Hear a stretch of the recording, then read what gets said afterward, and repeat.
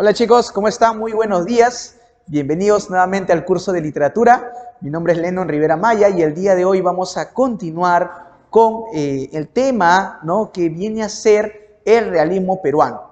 Si bien es cierto, la clase anterior habíamos hablado sobre el romanticismo, sobre sus características y bueno, uno de los máximos representantes, Ricardo Palma, ¿no? Hablando del romanticismo acá en el Perú, ¿está bien? Y recuerda que también el romanticismo surge en Alemania, ¿no? Eso era uno de los datos que nosotros habíamos hablado en la clase anterior. ¿Está bien? Habíamos hablado sobre Ricardo Palma, sobre una de sus obras más representativas. ¿Recuerdas cuáles eran? Las tradiciones peruanas, ¿no? Dentro de las tradiciones peruanas habíamos contado un poco, o bueno, yo les había contado sobre una de estas tradiciones como Al Rincón Quita Calzón, Al Pie de la Letra o Don Dimas de las Tijeretas, ¿no?, que son una de las tradiciones más conocidas de Ricardo Palma. ¿Está bien? Esto era en la clase anterior, esto era lo que habíamos repasado, ¿sí?, en un tema anterior. El día de hoy vamos a hablar del realismo peruano, vamos a hablar ya no tanto de la forma subjetiva, ya no tanto de esa nostalgia hacia el pasado que lo tenían los románticos, sino que ahora los realistas, van a tener una visión crítica de lo que está sucediendo en el Perú. Estamos en un contexto donde el Perú había sido derrotado por los chilenos, donde se había dado un tratado, el Tratado de Ancón, donde había perdido a uno de sus departamentos, Arica y Tarapacá, conjuntamente con Tacna también, ¿no? Entonces, el Perú estaba decaído, totalmente desmoralizado, en ruinas, era una total destrucción, ¿está bien? Los realistas de este entonces no van a hablar del amor, no van a hablar de las tradiciones, ¿no?, del gran Ricardito, no, ya no van a hablar de esos temas, sino que van a buscar la manera de poder solucionar todos esos problemas que habían surgido en el Perú. Desde la independencia de 1821, desde la batalla de Ayacucho de 1824, ¿no?, desde los gobiernos militaristas, el Perú había pasado, digamos, ¿no?, en un proceso de convulsión, de crisis. Y en este contexto de 1880, 1890, porque más o menos es el periodo donde se da el realismo, aún estábamos en crisis. Es decir, no habíamos aprendido nada, no habíamos mejorado nada. Había un precedente, la presidencia de Ramón Castilla, ¿te acuerdas? ¿No? ¿Te acuerdas del presidente Ramón Castilla? Que hablaba de una prosperidad, que hablaba de un desarrollo, la venta del guano y del salitre, supuestamente un crecimiento económico, pero lamentablemente en la posguerra el Perú va a caer en una destrucción. ¿Está bien? Entonces, el realismo peruano vamos a definir como una corriente literaria, ¿está bien? Corriente literaria que se desarrolla luego de la guerra contra los chilenos, ¿está bien? Corriente literaria que se va a desarrollar, ¿sí? Colocamos por acá, que se desarrolla, ¿no? Colocamos, luego de la guerra del Pacífico, ¿está bien? Luego de la guerra del Pacífico. Excelente. Entonces, este es el contexto, ¿sí? Los realistas no van a hablar de temas amorosos, vuelvo a repetir, no van a hablar de cosas subjetivas o ideales, sino que van a ser críticos en cuanto a la realidad peruana, ¿sí? Pero antes de poder adentrarnos al realismo en el Perú, tenemos que saber su origen, ¿no? Hablemos un poquito del antecedente. Si bien es cierto, el realismo surge en Europa, ¿ya? ¿En qué país, para ser exactos? En Francia, ¿no? Recordarás a Honoré de Balzac, ¿no?, con la comedia humana, una de sus comedias humanas. Teníamos, por ejemplo, a Eugenia Grande o a Papá Goriot, donde se criticaba ese sistema burgués de Francia, ¿no? Entonces recuerda, ¿no?, el país de origen donde se va a dar el realismo es en Francia. Ahora, en cuanto al aspecto filosófico, teníamos al positivismo, ¿no? ¿Sí? Y vamos a seguir hablando del positivismo acá, ¿sí?, como una base filosófica ligada a la ciencia, ¿está bien? Entre el máximo representante del realismo europeo teníamos a Fyodor Dostoyevsky, ¿te acuerdas o no? Fyodor Dostoyevsky, claro, ¿no? Ahí está, ¿no? Este tipo que tenía problemas ¿cómo se llama este chico que lo agarraron ahora, ¿no? Que se salió en las redes sociales insultando a este sereno, ¿no? Diciéndolo serrano, que eres un bueno para nada, ¿no? ¿Han visto ahora la noticia?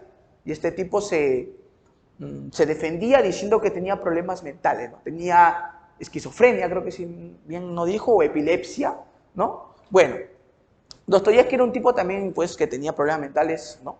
Él escribe obras, ¿no? Dentro de ellas tenía una obra llamada El Idiota, ¿no? Haciendo mención a él mismo, ¿no? Porque él tenía problemas mentales, como te digo, vuelvo a repetir. Y también tenía otra obra llamada El Jugador, ¿no? Él era un tipo vicioso y dentro de su obra también resalta ello. Pero la más representativa es Crimen y Castigo. ¿Te acuerdas o no? Crimen y Castigo. Ahí está. ¿Sí? Tiene la obra Crimen y Castigo, ¿no? En Crimen y Castigo me habla sobre este personaje llamado Rodion Raskolnikov, que va a matar a una vieja usurera, porque era una vieja que no servía para la sociedad, era un ser nocivo y dañino, y al final le va a matar con un hachazo, con 2 hachazos, ¿cierto?, para poder acabar con esta persona. Y que al final el remordimiento, ¿sí?, le va a ganar, al final el remordimiento va a hacer que él tenga que confesar su crimen, ¿no? Confesárselo primero a Sonia y luego a las autoridades, ¿no? A Petrovich, que era uno de los personajes de la obra. ¿Está bien? Entonces no te olvides, pues esto es un poquito en cuanto al realismo que se daba en Francia. En el Perú, vuelvo a repetir, el tema central era el sistema corrupto, el sistema donde primaba la ignorancia, y eso era lo que criticaba Manuel González Prada, ¿está bien? Como máximo representante del realismo peruano, ¿correcto? Vamos con el contexto, te había mencionado hace un momento, que aquí se da la guerra, ¿no? La guerra del Pacífico, ¿no? Más conocido como del Pacífico, ¿no? Porque en sí el nombre es la guerra del Guano y del Salitre, dada en 1879 y acaba en 1883. ¿Está bien? Este es el contexto de la Guerra del Pacífico. ¿Qué más se estaba dando a nivel internacional? La segunda revolución industrial. Claro, la segunda revolución industrial, ¿no? Donde el avance de las máquinas era no el reemplazo de la mano de obra. La mano de obra del ser humano, ¿no? Acá vamos a hablar de un desarrollo, ¿no? Desarrollo. ¿Sí? Entonces, esto es un contexto en lo que se daba en el Perú y esto es lo que se estaba dando también a nivel internacional en la Segunda Guerra Mundial. Perdón, la Segunda Revolución Industrial. Ahora, otro aspecto importante en cuanto al contexto histórico, que estamos hablando de un proceso, ¿sí?, de desarrollo tecnológico, ¿está bien? Ya estábamos entrando al siglo XX, estábamos entrando a 1900, ¿no? Estábamos previo a una guerra mundial y a unos cambios en cuanto a la ciencia, en cuanto a la tecnología. Entonces estamos en un proceso de desarrollo, ¿sí?, tecnológico, ¿está bien? No en el Perú, ¿ah? Porque el Perú todavía seguía siendo feudal, ¿está bien? Sino me estoy refiriendo en cuanto al contexto extranjero. Bien, chicos, entonces acá tenemos los aspectos importantes en cuanto al contexto. Vamos a las características, a ver. ¿Qué características podemos ver en cuanto a los realistas, no? Prevalece, recuerda, prevalece la razón sobre los sentimientos, ¿está bien?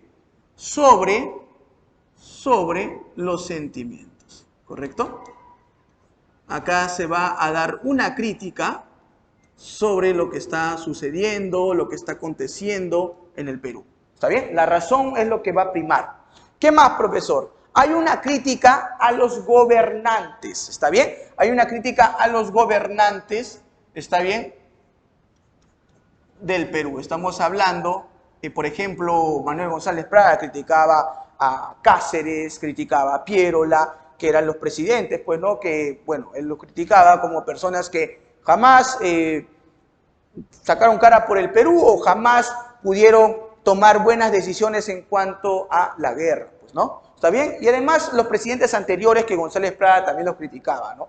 Como Prado también, que se había ido, que había abandonado el Perú en plena guerra, ¿no? Entonces, Prada criticaba bastante a esos gobernantes, ¿no? Que nos llevaron a la servidumbre, nos llevaron a la ignorancia, ¿sí? ¿Qué más, profesor? Otra característica que vamos a observar acá es que destacan en la novela, ¿no?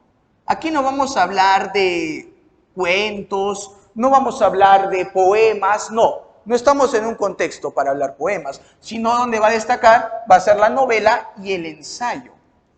Y en el ensayo, sobre todo, donde se va a criticar duramente, ¿está bien?, a las autoridades, ¿no? Ahí está, ¿no? Destaca la novela y también el ensayo, ¿correcto? ¿Qué más se va a dar acá, profesor? ¿Qué otra característica podemos observar? La reivindicación del indígena.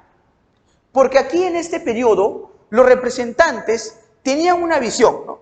Su visión era poder nacionalizar, o sea, tener esa identidad de nación. Y tú debes saber que el término nación proviene de nacer. ¿Y quiénes son los primeros que nacen en este país del Perú? ¿Quiénes? Los criollos, ¿no? Manuel González Prada no destacaba o no hablaba de los criollos. Los mestizos tampoco. Manuel González Prada resaltaba bastante al hombre del campo, al hombre de la sierra, al indígena. Y lo que va a hacer Manuel González Prada es reivindicar a esta persona que había sido muy despreciada, muy marginada en la sociedad. ¿Está bien? Una característica muy importante de los realistas es la reivindicación del hombre indígena. ¿Está bien? Del hombre indígena. Ahí está. No te olvides, ¿ah? Esto es lo que van a buscar los realistas de ese entonces. ¿Está bien? Estamos hablando de González Prada, como también de Clorinda Mato de Turner. ¿Está bien? Que es una de las máximas representantes del realismo. ¿Está bien? Clorinda Mato de Turner, ¿no? Que lamentablemente, pues, al final se va del Perú. Se va porque va a ser acosada, va a ser intimidada, va a ser perseguida por la iglesia, porque ella en sus obras critica a la iglesia. Y al final, pues, termina residiendo en Argentina y muere ahí. ¿Está bien? Sigamos. Otro. Justamente estaba hablando de Clorinda Mato de Turner, ¿no? Hay una participación activa de la mujer. Participación activa de la mujer en la literatura. ¿Está bien? Aparecen personajes como Clorinda Mato de Turner o como Mercedes Cabello de Carbonera, que va a resaltar bastante la situación de la mujer, la situación del hombre en la sociedad. ¿Está bien? Muy bien, aquí tenemos esas características. Otra característica más que te había mencionado es que se basan en el positivismo. ¿Está bien? Como símbolo de la ciencia. No te vayas a olvidar. ¿Está bien? Y aquí tenemos pues una frase o un apotegma, un refrán o un dicho en cuanto al positivismo, ¿no? El conocimiento auténtico es el conocimiento científico, ¿está bien? Y este solo puede surgir de la afirmación de la hipótesis sobre el método científico, ¿está bien? Esto es en cuanto a lo que se basan los positivistas, en cuanto a la experimentación, en cuanto a la realidad, en cuanto a lo objetivo y a lo racional. Esos vienen a ser los positivistas, pues no. Nada idealista, nada subjetivo, nada romántico. Por eso es que la base filosófica de un realista es el positivismo. ¿Está bien? Voy a resaltar. Positivismo, ¿ya? El positivismo es la base filosófica en cuanto al realismo. Bien, vamos a los representantes. Tenemos a Manuel González Prada. ¿Recuerda su obra más representativa? ¿Cuál es? ¿Recuerdas o no? Claro, ¿no? Páginas libres. ¿Qué, profe, no era Marías? No, páginas libres. Y además esta obra se va a escribir con J. Mira, profe, qué ignorante es usted hoy. ¿Cómo escribir con J? Lo voy a decir a todos mis profesores que no sabe escribir.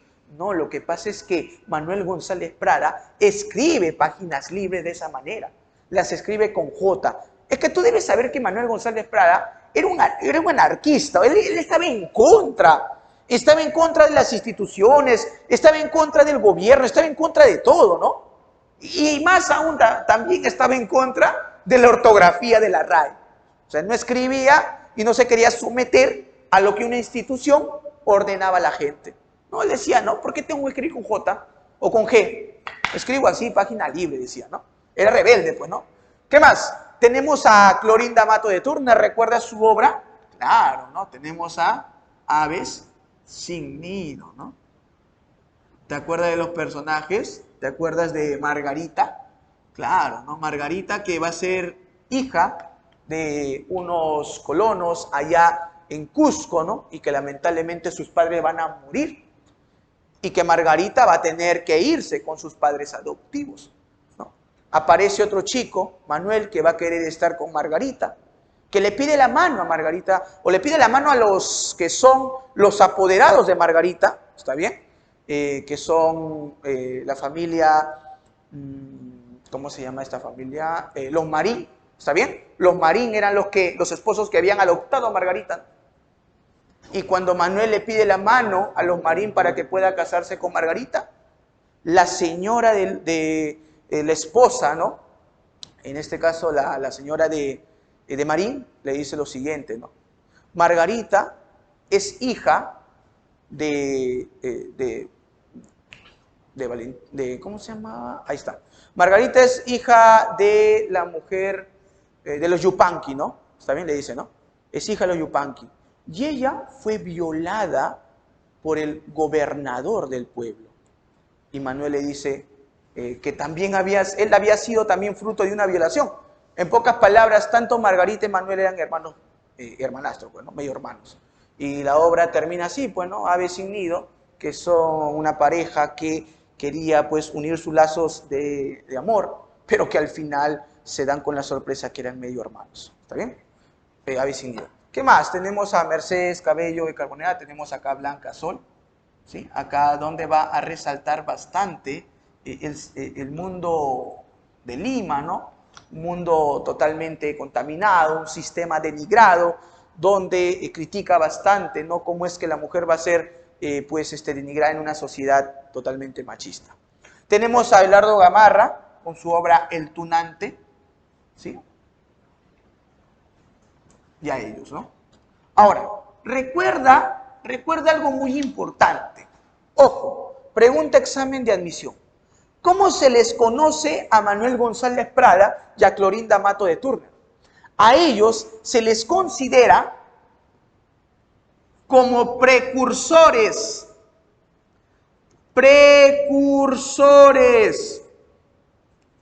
del indigenismo. ¿Qué, profesor? Pero si todavía no estamos en el indigenismo. Te había mencionado que tanto Manuel González y Clorinda Mato defendían al indígena. Es decir, tenían rasgos indigenistas, sí, pero no eran indigenistas, sino que se les llamaba precursores del indigenismo. ¿Está bien? Precursores, no te olvides, ¿no? Son como que los iniciadores, pero que no van a ser considerados indigenistas neto. No, no van a ser. ¿Por qué, profesor? Porque ellos tenían una visión idealista. Eso es cierto, ¿ah? Eran idealistas en cuanto al aspecto de defender al indígena, porque ellos ni conocían la situación del indígena. Ellos protegían al indígena. Esto es ser idealista. En esa parte eran subjetivos. Tenían una forma paternalista de defenderlo, ¿no? Y tú sabes, ¿no? Mamá jamás va a hablar en contra del hijo, ¿no? Para el hijo, para mamá, el hijo no tiene ningún defecto, ¿verdad? Entonces vamos a decir que Manuel González y Clorinda Mato eran totalmente paternalistas, ¿no? Tenían una visión idealista y paternalista en cuanto a la situación del indígena. Y además porque ellos no eran de provincia, o sea que no nacieron en la sierra como José María Arguedas, no nacieron en la sierra como Ciro Alegría. Ellos sí eran indigenistas, ellos sí sabían lo que estaba pasando en los Andes. Ellos no, Ellos tenían una visión alejada. Bueno, estaban en Lima, sabían lo que pasaba, pero no estaban en el mismo lugar como quizás lo pudieron vivir tanto José María Arguedas como Ciro Alegría. ¿Sí? No te olvides entonces, precursores del indigenismo. Bien, vamos a la parte ya final, vamos a hablar de Manuel González Prada. ¿Sí? Aquí tenemos, ¿no? En cuanto a la vida, conocido, recuerda Manuel González Prada, se le conoce como el sibarita. El sibarita, ¿está bien? También se le conoce como el apóstol, ¿no? Muy conocido Manuel González Prada. Recuerda que a Manuel González Prada se le conoce como el precursor del indigenismo, te dije.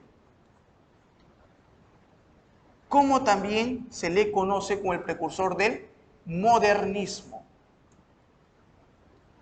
Ahí está, ¿no? Indigenismo y modernismo. ¿Está bien? A él se le conoce como precursor del indigenismo porque defiende al indígena, pero también se le conoce como precursor del modernismo porque va a introducir unas estrofas muy conocidas que vienen a ser el rondel y el triolet. ¿Está bien?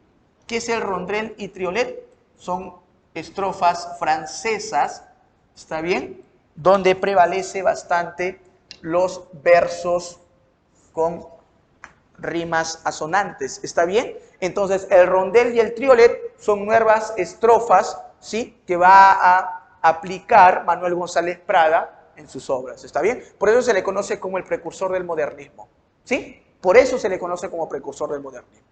Destacó en el ensayo político también, no te vayas a olvidar. La mayoría de sus discursos, la mayoría de sus obras son ensayos, ¿está bien? Y tuvo una tendencia anarquista. No te olvides, él es totalmente anarquista. Si fuera él, destruiría hasta, ¿no? Hasta el Estado, el gobierno, no está en contra de todo. ¿Está bien? Él es anarquista. Y acá tenemos el principio de lo que es el anarquismo. El anarquismo es una doctrina política que pretende la desaparición del Estado.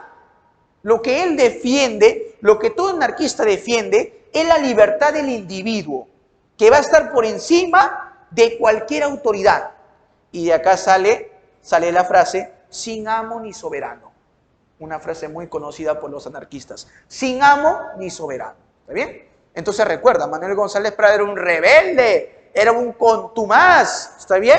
Estaba en contra del Estado, estaba en contra de las instituciones. Muy bien, vamos a terminar aquí con su obra Páginas Libres. ¿Está bien? Vuelvo a repetir, con J, así lo escribe él. ¿Está bien? Páginas Libres. Él reemplaza la G por la J, pero también reemplaza la Y o la Y, como le conoces, por la I. ¿Está bien? Reemplaza a estas dos consonantes. Bien, en su obra vamos a decir que constituye un conjunto de ensayos, discursos también. Uno de los discursos más conocidos viene a ser el discurso en el Politeama. ¿Está bien? Donde él va a exponer, ¿no? Mediante un auditorio, mediante jóvenes. Dentro de ellos habían también un grupo de sanmarquinos, ¿no? Que escuchaban al gran Manuel González Prada, ¿no? Exponiendo la situación del Perú, ¿no? Y que hacía un llamado a la nueva generación, ¿está bien? Para que puedan cambiar ese sistema destruido, ese sistema cancerígeno, como le decía él, ¿no? El Perú en ese entonces era como un hombre que estaba lleno de pus, decía, ¿no? Donde presiona el dedo, ¿no? Brota el pus, decía, ¿no? ¿Está bien? Entonces, recuerda, hace un llamado a la renovación ideológica, ¿está bien? Hay un uso de un lenguaje metafórico, directo y sentencioso, ¿no? Metafórico. El Perú era como un hombre enfermo que estaba ahí postrado en una camilla, decía González Prada. Hay una búsqueda de la renovación del lenguaje, ¿está bien? Y aquí tenemos este discurso que te había mencionado, ¿no? El discurso en el Politeama. Ahí está. En el Politeama. ¿Sí? Dícese que en aquella época, en aquel entonces, un grupo de jóvenes, alumnos del colegio, buscaban recaudar fondos, ¿sí? Buscaban recaudar fondos. Pero yo te pregunto, ahora los alumnos del colegio buscan recaudar fondos ¿para qué? A ver, ¿para qué? Para su promoción, ¿no? Para su viaje, ¿no? No vamos a la Merced, no vamos a la selva, ¿no? Bueno, en ese entonces los alumnos no eran así como tú quizás. En ese entonces los alumnos buscaban recaudar unos fondos para que puedan reconstruir el Perú. Es más, estos alumnos querían de alguna otra manera hacer eventos culturales en el colegio, de esa manera ¿no? Poder juntar todos los fondos y poder recuperar Tacna. Ellos querían recuperar Tacna. ¿Te das cuenta cómo eran los alumnos en esa época? Había una conciencia, sabían de lo que estaba pasando en el Perú. Sin embargo, ahora no, pues ahora no se ve mucho de eso, ¿no? Aunque González Prada en un momento dijo, ¿no? La nueva generación va a cambiar, ¿no? Bueno, seguiremos esperando esa nueva generación. Espero que, bueno, sea pronto, ¿no? Yo veo que ahora hay más movilizaciones, hay más conciencia, hay más organización, ¿no? Eso es cierto, ¿no? Pero aún falta un poquito más, pues, ¿no? Hay que ver esos cambios. Espero que pronto podamos, pues, ¿no? Como dice González Prada, se pueda llevar a cabo lo que él tanto buscaba, ¿no? De que esa nueva generación pueda cambiar lo que está sucediendo en nuestro país, ¿no? Y que esos viejos, esos políticos obsoletos ya de mucho tiempo que están acá, pues, que ya puedan dar un descansito, pues, ¿no? Como algunos que ya descansaron en paz. Bien, a ver, búsqueda de la renovación del lenguaje. ¿Qué más? Discurso en el politeama. El género, recuerda que es expositivo. Expositivo. Entonces, si hablamos de un género expositivo, la especie viene a ser un ensayo. Un ensayo. La actitud que va a tener aquí Manuel González Prada es una actitud, uno, es totalmente antichileno. ¿Eh? Si González Prada fuera presidente ahora, pediría la revancha, es más, tipo Antauro, ¿no? Otra guerra, ¿no? Quisiera una guerra, quisiera recuperar Tacna, Arica y Tarapacá, ¿no? Por ejemplo, los etnocaceístas quieren eso, ¿no? Antauro quiere recuperar Tacna y Arica y Tarapacá. ¿Está bien? Es un totalmente antichileno Manuel González Prada. ¿Qué más? Es antihispano. Antihispano. Y es anticlerical. Critica también a la iglesia, esta iglesia que se casa con el Estado, ¿no? Ahí está. Muy bien, chicos, ahí está, ¿no? Antichileno, antihispano, anticlerical. Bien, vamos a terminar con los temas más resaltantes dentro de este ensayo. Uno, aquí me habla las causas de la derrota. Dentro de los temas están las causas de la derrota. A ver, ¿por qué perdimos, profe? ¿Por qué perdimos? No habían armas, profe, por eso perdimos. No, González Prada decía una de las frases que voy a resaltar dentro de su discurso, ¿no? Fueron nuestra ignorancia y nuestro espíritu de servidumbre el que hizo que perdiéramos contra los chilenos. Nuestra ignorancia y nuestro espíritu de servidumbre, ¿no?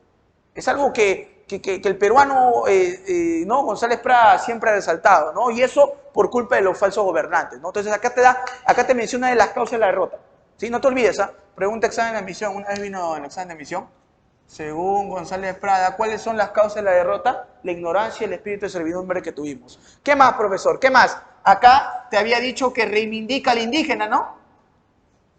Reivindica al indígena, ¿no? Y también por acá sacó una de sus célebres frases que dice, ¿no? Enseñadles siquiera a leer y escribir, enseñadles y veréis que en un cuarto de siglo, ¿no? Se levantarán, decía, ¿no? A los indígenas, ¿no? Que quizás han sido pues dejados a un lado, ¿no? Olvidados, y él menciona, a ver, enséñalos a ellos, enséñalos y vas a ver qué tanto se van a levantar. ¿Qué más? Otro tema que vamos a resaltar acá bastante es un llamado a la nueva generación. A la nueva generación. Hace un momento te había mencionado ese hecho, ¿no? Curioso, ¿no? En cuanto a los estudiantes que estaban juntando fondos para poder recuperar Tacna, ¿no? Y que volvió luego de casi poco más de 30 años, ¿no? ¿Cierto? Hace un llamado a la generación, ¿no? Dice, bueno, uno había dicho, ¿no? De que el niño, ese niñito del colegio, quiere recuperar con el oro lo que el hombre no pudo defender con el hierro, ¿no? Es esa frase muy célebre de González Prada. Y otra frase con la que tumba, con la que sentencia, es con esta, ¿no? Los viejos a la tumba y los jóvenes, ¿a qué, César? A la obra, dice, ¿no? Los viejos a la tumba y los jóvenes a la obra. Esa es la última frase que sentencia González Prada, haciendo un llamado a la nueva generación. Entonces no te vayas a olvidar de esta obra, Páginas Libres, del gran Manuel González Prada, ¿no? Uno de los mentores de César Vallejo, ¿no? César Vallejo lo resaltó bastante. Es más, escribió un poema dedicado a su maestro, a mi mentor, le decía César Vallejo, ¿no? En su obra Los Dados Eternos, en su poemario. Bien, chicos, entonces de esta manera estamos terminando la clase de hoy. Espero que hayan entendido y nos estamos viendo para una siguiente oportunidad. Cuídense mucho, chicos.